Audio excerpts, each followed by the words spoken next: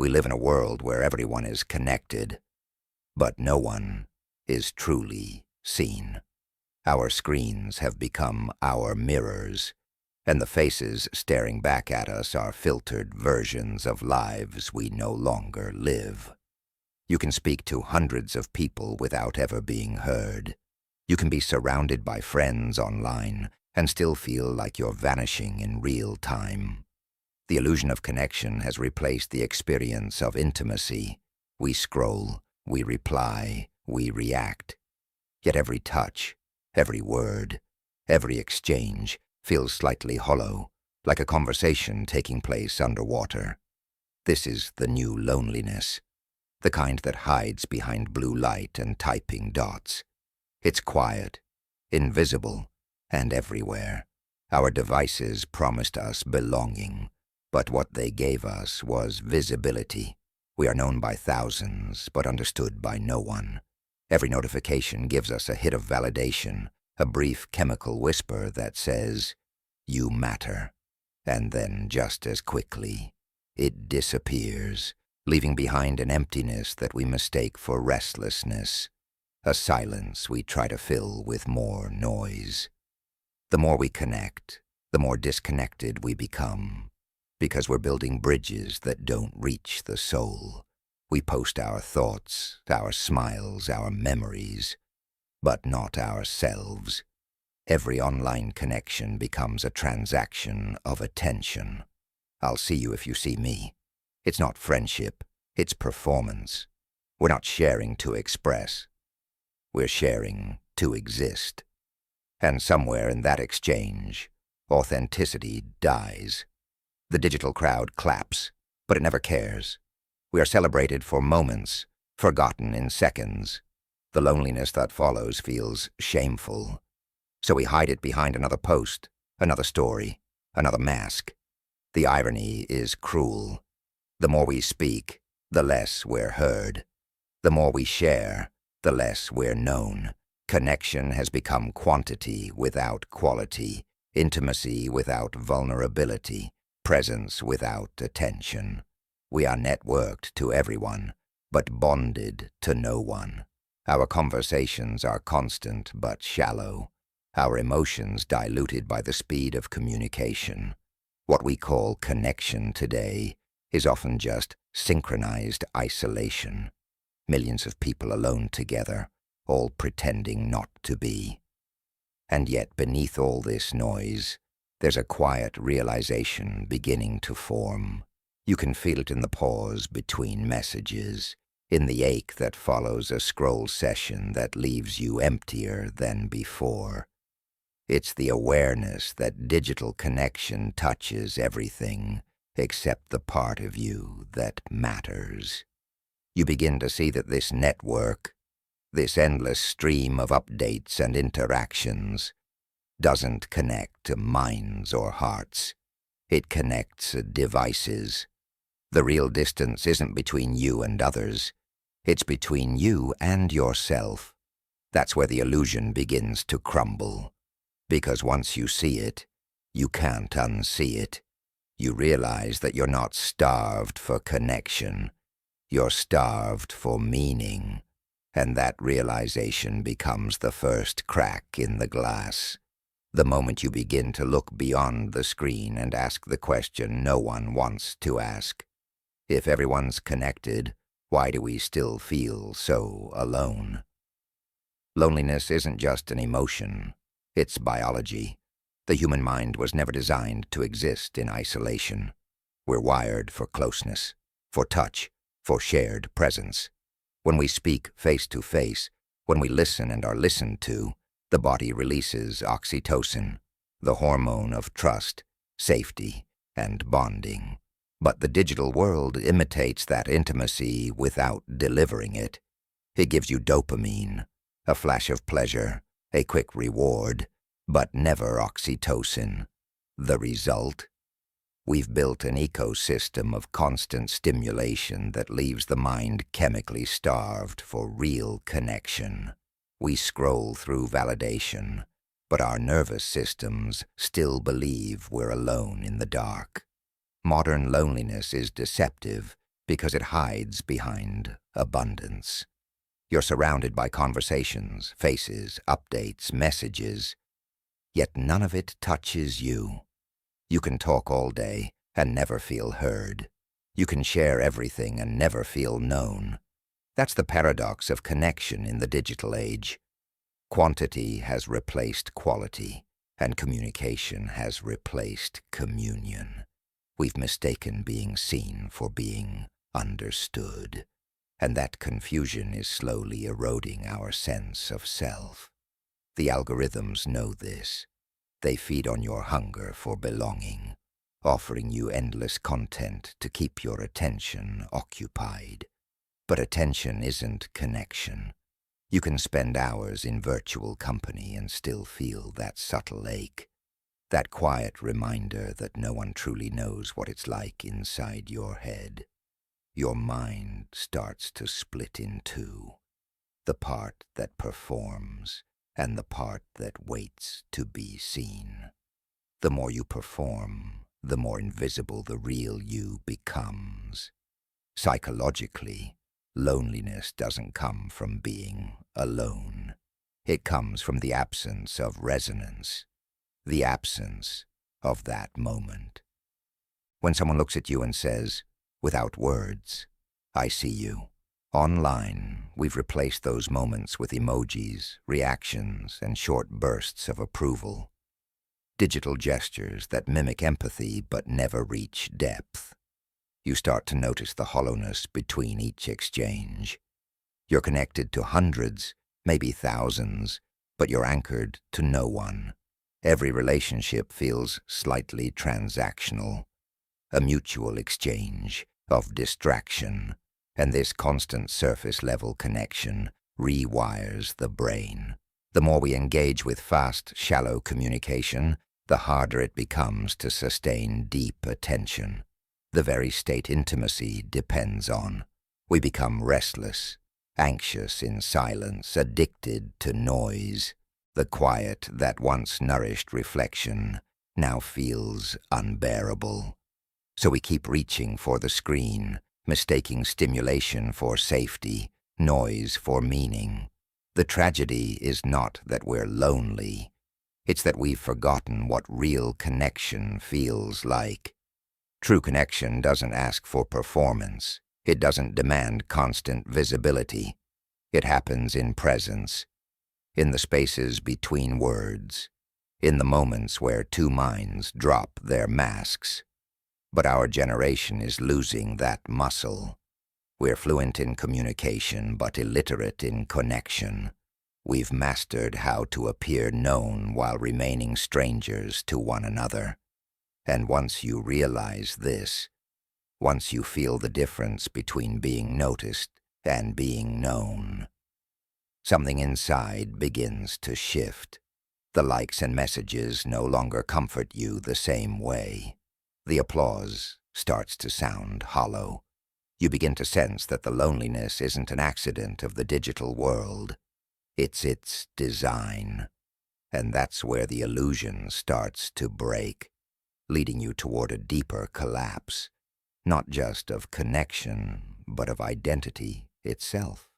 Authenticity is the first casualty of constant connection. In a world where everyone is watching, no one is real anymore. You start by sharing pieces of yourself, a photo, a thought, a glimpse into your life. But slowly, the sharing turns into shaping. You edit, filter, and perform until the person you show the world becomes a polished stranger. It doesn't happen all at once. It happens quietly, through the small compromises you make to stay liked, relevant, visible. You begin to live not as you are, but as you appear. And with every post, every performance, the gap between those two selves grows wider, until the distance becomes unbearable. That distance is what loneliness truly is. The separation between who you are and who you pretend to be. You might not even notice it at first. You smile in photos you don't mean, agree with opinions you don't believe, and perform emotions you don't feel. Each action feels small, harmless, but together they form a mask so convincing that you start mistaking it for your own face. The irony is cruel. The more approval you gain, the less you recognize yourself. You're celebrated, but hollow. Surrounded, but unseen. Everyone knows you, except you. The digital world thrives on this fracture. It rewards performance over honesty, noise over depth. Authenticity doesn't trend because truth doesn't sell. People want versions of you that comfort them, not challenge them. And so, you learn to play the game. You learn what to say, what to post, what to hide. The world claps for the mask, and you convince yourself it's applause for the man beneath it. But deep down, something starts to ache. A quiet, unnameable pain. It's not depression. It's disconnection from your own essence. The soul starves when it's forced to live as an image. Eventually you realize the cost. You can't connect deeply with anyone because no one's meeting the real you. They're meeting your presentation. Conversations become rehearsed. Emotions feel distant, filtered through performance. You begin to sense that the relationships you've built on this version of yourself can't nourish you. They can only exhaust you. And the more you maintain the image, the more it drains your inner life. You start craving silence, authenticity, something unedited, even if it's painful. The collapse of authenticity is not loud. It's internal. It's the moment you catch yourself laughing at something you don't find funny, or agreeing just to be accepted. It's when you realize you've built a digital identity so carefully that you've trapped yourself inside it. That's the breaking point. When you see that your need to connect has made you invisible. You feel alone not because no one's around, but because no one's with you anymore. And in that moment, the illusion begins to fracture. You start to wonder what would happen if you stopped performing, if you let the silence speak instead of the feed. That question is terrifying because it demands sacrifice. Losing the approval that kept you afloat to find the self that might save you. But that's how awakening begins. When the mask finally cracks and the man behind it starts breathing again. Isolation used to terrify you. The thought of silence felt unbearable. Like stepping into a room with your own thoughts and finding a stranger waiting there. But after the collapse, after the mask crumbled, something unexpected happens. The silence stops feeling empty. It starts feeling honest. What once felt like punishment begins to feel like relief. For the first time in years, you're not performing. You're not explaining yourself to an invisible audience. You're just there, raw, unfiltered, unapproved.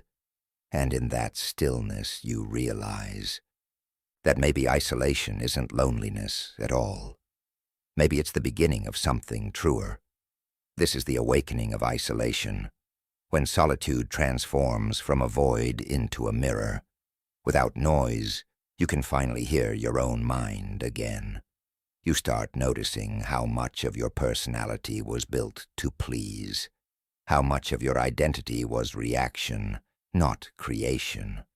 You begin peeling off layers of borrowed opinions, social reflexes, and emotional conditioning. Every hour without distraction becomes a confrontation between who you've become and who you were meant to be. And though that confrontation hurts, it also purifies. It exposes how dependent you were on attention to feel real. Now stripped of that constant feedback, you begin to rebuild from something quieter, something genuine.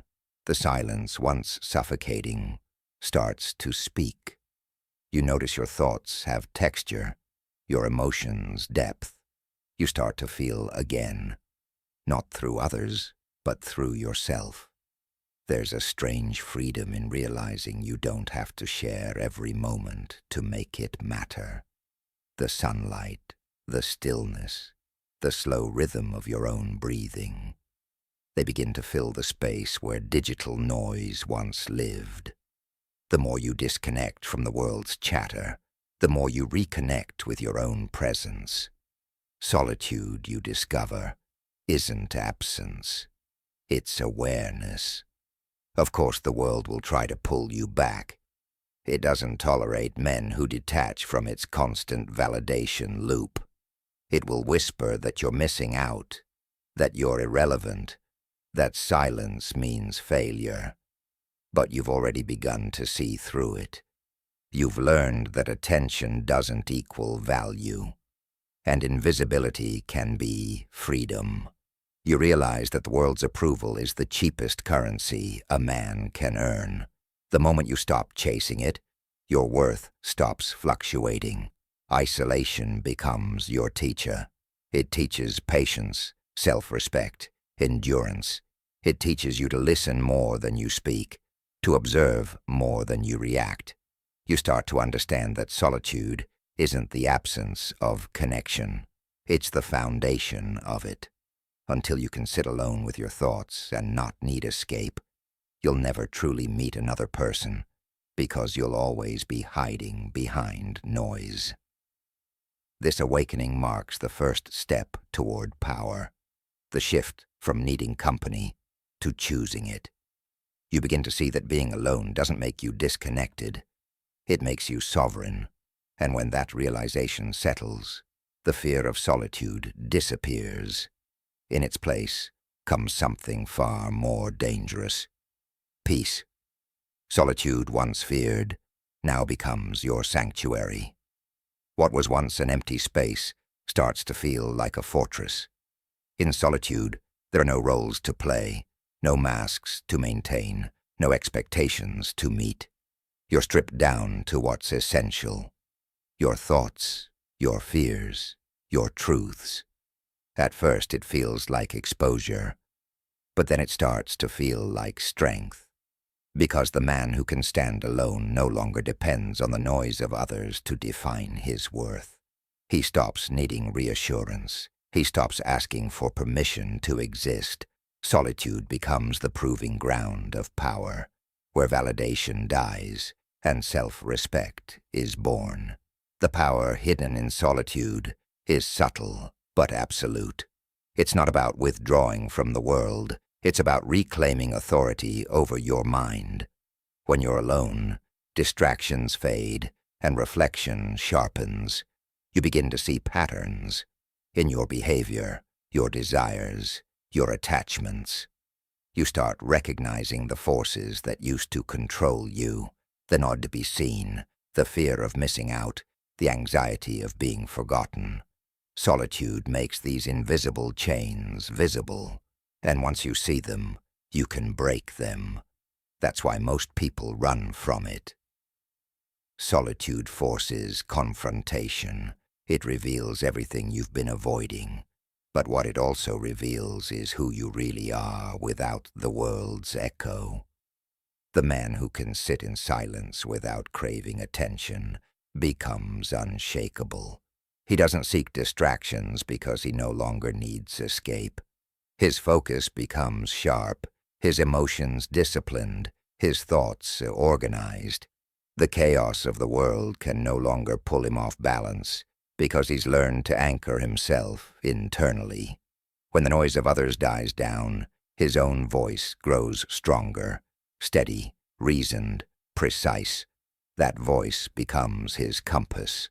Solitude refines him the way fire refines metal, burning away everything soft and uncertain until only something solid remains. In solitude, ambition transforms. It stops being about proving yourself and starts being about building yourself. You no longer chase recognition. You chase refinement. You start investing your time differently, reading more, creating more, thinking deeply instead of reacting quickly. The quiet turns into a forge. You realize that the world's constant stimulation was never connection. It was consumption. Solitude teaches you to produce instead of consume, to create instead of compete. But solitude's greatest gift is independence, psychological, emotional, and spiritual. You learn that peace doesn't come from approval, it comes from alignment. When your thoughts, actions, and values begin to match, you stop feeling torn. You stop seeking comfort in company because you've found clarity in isolation. And with that clarity comes power. The man who no longer fears being alone cannot be controlled. He's no longer manipulated by guilt, attention, or validation. He connects only when it's real, and withdraws when it's not. That's the hidden truth of solitude. It doesn't make you less human. It makes you whole. You no longer cling to others out of fear. You choose them from strength. You stop begging for connection and start commanding it. Because when you can stand completely alone, every bond you form afterward becomes a choice, not a crutch. Solitude turns loneliness into leadership, emptiness into insight. And in that transformation, the man who once feared being alone becomes the man the world quietly begins to follow. Disconnection, when practiced with discipline, becomes an art form, a rebellion against the world's addiction to noise. The goal isn't to escape reality, but to reclaim it. Every message, every scroll, every notification fragments your attention, slicing your consciousness into pieces too small to think deeply. You begin to realize that constant connection is a form of control. It's not withdrawal. It's warfare. You disconnect not because you hate the world, but because you refuse to be ruled by it. When you step away from the noise, the silence at first feels uncomfortable, like the aftermath of withdrawal. You reach for your phone, not because you need it, but because it's reflex. That twitch is your training showing. You've been conditioned to fill every second with stimulation, to fear stillness because stillness forces you to feel. But the man who learns to sit through that discomfort discovers something the rest never will: clarity. When the noise fades, the truth appears. Ideas resurface, emotions unmute, and for the first time in years, you hear your own thoughts without interference. Disconnection is discipline disguised as distance. It's how you learn to separate attention from attachment, to give time without giving control. When you're constantly plugged into the chaos of others, you become reactive, not reflective. The world trains you to respond instantly, to live at the speed of impulse. But when you disconnect, you slow down time. You start making decisions from intention instead of instinct. You realize most things don't deserve a response. Most arguments don't need your energy, and most of what people chase is meaningless noise.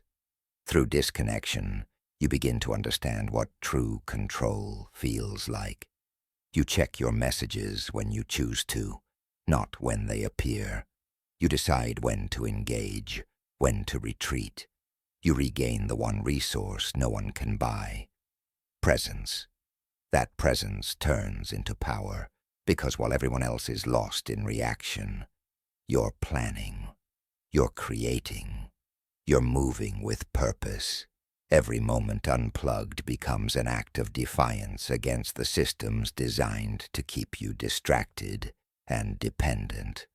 The more you practice it, the more you realize that solitude and disconnection are not opposites of connection.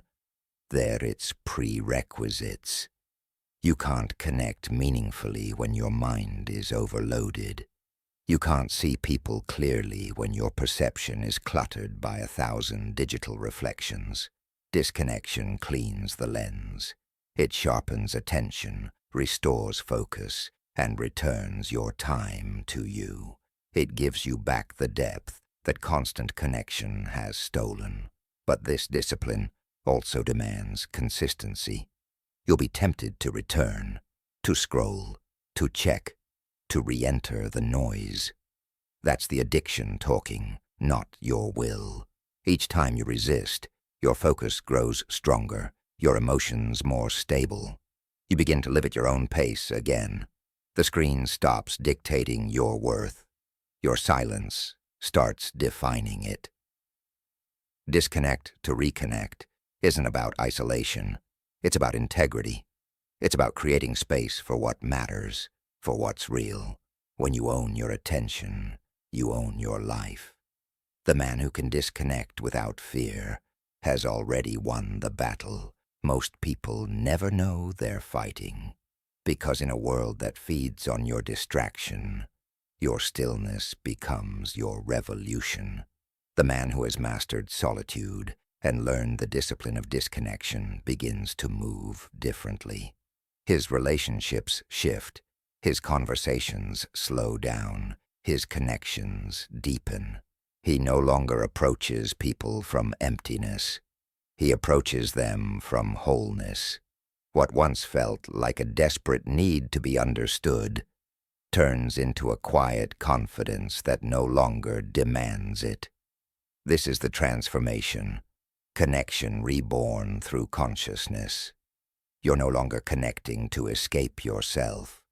You're connecting because you've already found yourself. In this new state, connection becomes sacred again.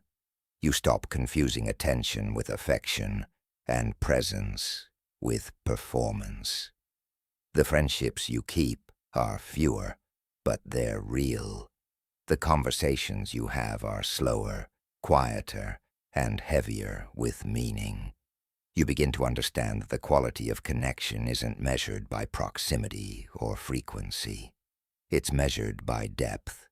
You no longer need to be constantly seen. You'd rather be genuinely known. And so, you choose your words, your energy, your company with precision. You realize that peace is worth more than popularity. This transformation also changes how you love. You no longer seek validation through romance or intimacy. You bring completeness into it. You give without bargaining, and you detach without bitterness. Love stops being a transaction of need and becomes a reflection of strength. When you know who you are without another person, you stop clinging to them out of fear. You can walk beside someone without trying to possess them. You can let them go without losing yourself. That's what consciousness does. It removes desperation from connection and replaces it with choice. True connection, at its highest level, requires two whole individuals, not two halves searching. For completion, the conscious man understands that he doesn't need many people to feel fulfilled. He needs alignment. He'd rather have one honest conversation than 100 shallow exchanges. He doesn't chase people anymore because he's not running from himself. His solitude has become his anchor, and through it, his relationships transform. They evolve from mutual distraction into mutual elevation. And the irony is beautiful. The more detached you become from needing others, the deeper your connections grow. People feel safer around you because you expect nothing from them. Your calmness invites authenticity. Your stillness allows others to drop their masks. You no longer manipulate, perform, or pretend. You simply exist, and that truth attracts truth. This is what genuine presence feels like. Connection that doesn't demand attention, but commands respect. When you reach this point, you start to realize that connection isn't something to chase. It's something you emanate. The world begins to mirror your internal state. Your relationships, your conversations, even your silence carry weight, because they come from a man who has found equilibrium. You've stopped begging for belonging and started embodying it. And in that embodiment lies a rare kind of power, the ability to connect deeply while remaining completely free. This is the evolution of the modern soul, from overstimulation to stillness, from performance to presence, from loneliness to alignment. When connection becomes conscious, it no longer drains you. It strengthens you, because now you don't connect to be seen. You connect to see. At the end of the journey, when the noise fades and the masks dissolve, you arrive at the final truth. Connection was never the goal. Sovereignty was. You were never meant to vanish into the crowd or drown in the current of constant contact. You were meant to stand within it, untouched, aware, whole. This is the law of sovereign connection. Engage with the world fully, but never let it consume the self you fought to reclaim. Connection should expand you, not erase you. To be connected, yet remain alone within, is the highest form of mastery. The point where you can love deeply without losing clarity, care without collapsing, give without disappearing. The man who reaches this state lives in balance between presence and detachment. He participates in the world but does not belong to it. He can be surrounded by people, yet anchored in silence. His solitude travels with him, a quiet core that no noise can touch. He listens more than he speaks, gives more than he shows, and influences more than he controls. His power is invisible, his peace unnerving, because nothing owns him anymore. Not attention, not validation, not the need to be seen. He's not disconnected from the world. He's just no longer enslaved by it. This sovereignty gives birth to a new kind of strength, a calm authority that doesn't compete. The sovereign man connects on his own terms. He chooses his conversations, his commitments, his circle. He's not chasing belonging. He's building it. And in a world addicted to noise, that silence becomes magnetic. People sense the difference, that his calm is not emptiness, it's depth, that his distance isn't coldness, it's control. They can't manipulate him because he's not dependent on their response. They can't distract him because his attention is already his own. But this mastery comes with solitude that most can't bear. The higher you rise in awareness, the fewer people you can truly walk beside. It's not arrogance, it's clarity. You've learned to protect your energy like it's sacred because it is. You still connect, but with purpose. You still love, but without fear. You still give, but never more than you can afford. That's what it means to live connected, yet alone. To move through the world without losing your center. The truth is, connection without sovereignty is captivity. When you need to be seen to feel real, you're still enslaved. When you can stand unseen and still feel complete, you've won. The man who owns his solitude owns his life. He's no longer chasing freedom. He is freedom. The world may never understand him, but it will always feel his presence. Because he doesn't echo it anymore. He shapes it. And so the story ends where it began, surrounded by connection, yet utterly alone. Not lonely, not broken, but awake. You are the still point in a restless world. The network hums around you, but your soul remains quiet. You have mastered the art of being with everyone while belonging to no one. Be connected, but remain alone within. because the man who owns his solitude owns his soul.